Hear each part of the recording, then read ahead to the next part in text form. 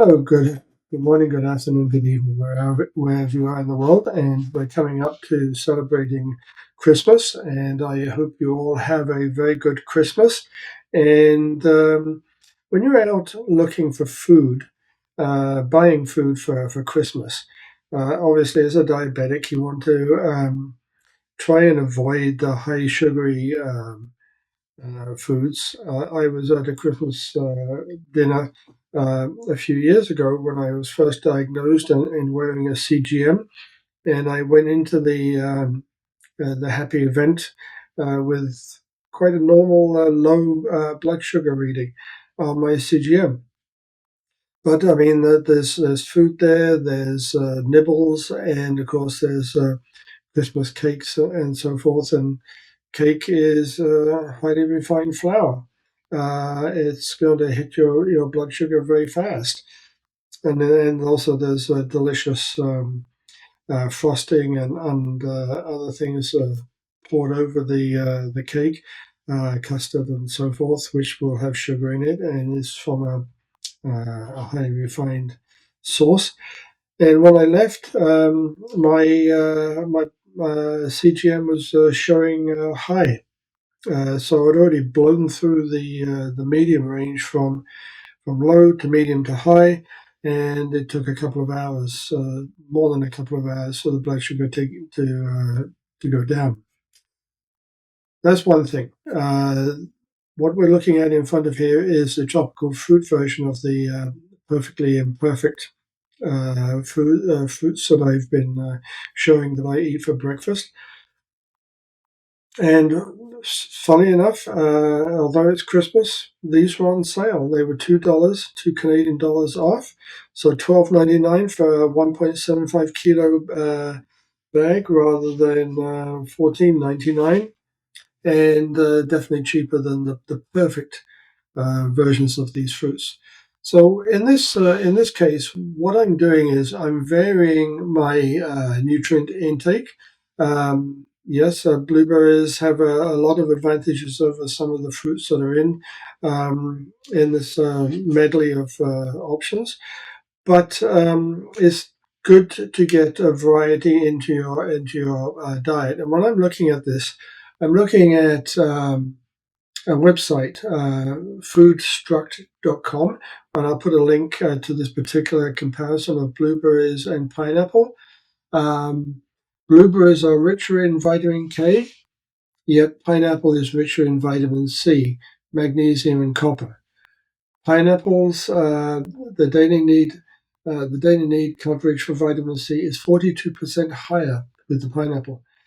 Blueberries have 29 times more vitamin E than pineapple, and blueberries have 0.57 milligrams of vitamin E, while pineapple has 0.2 milligrams. And blueberries have a lower glycemic index than pineapple.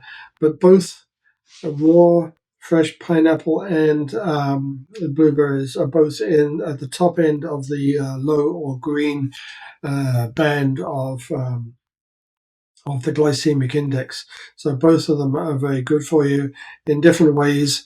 Just as I mix hummus and dairy and the cottage cheese and the Icelandic style yogurt that I consume along with the fruits. So try and get a variation of sources of foods and get get foods that complement each other. I'm looking at the vitamin K, the vitamin C's, and the comparison between the two.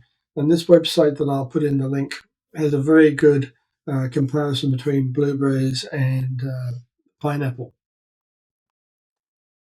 So now let's take a look at no sugar added ice cream. This is Chapman's. It's a Canadian brand. I'm not sure if it's available elsewhere, but definitely in Canada. And the point about this ice cream is tastes good. It does have sugar in it. There will be sugar in ice cream, but not added sugar. So as you can see from the nutrition, the close-up of the nutrition label, the sugar content is not high, but it is there. And also there are sugar alcohols in this ice cream, and they're significantly higher than the sugar content. The point is that over time, I've experimented with different ice creams, even plant-based ice creams, or well, plant-based ice creams are not really ice cream; they're a ice cream-like product.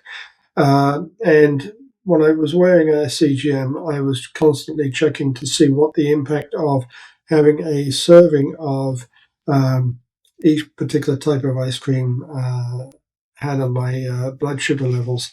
And I found that Chapman's, their formulations of no sugar added ice creams are generally not spiking my blood sugar.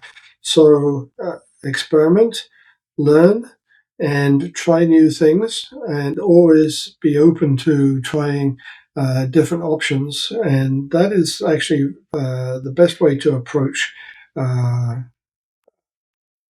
uh, experimenting with food and finding foods and products that are good for your blood sugar and good for you health wise. So, those are two things from my recent shopping trip, which I just wanted to bring to your attention. So, have a good Christmas. Enjoy. Uh, Try not to overeat. Try not to overload yourself.